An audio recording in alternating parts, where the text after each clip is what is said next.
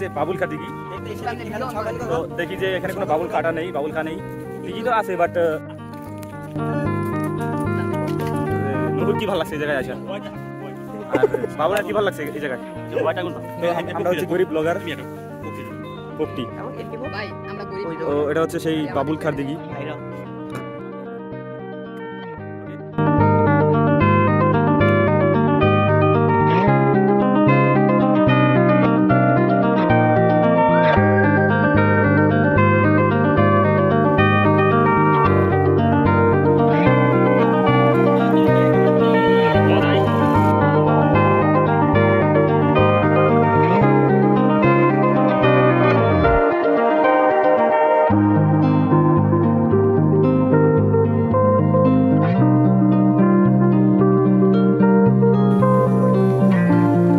তো আজকের জন্য এই পর্যন্তই। তো ভিডিওটি বেশি লম্বা না করে এখন শেষ করে দিই। আল্লাহ হাফিজ।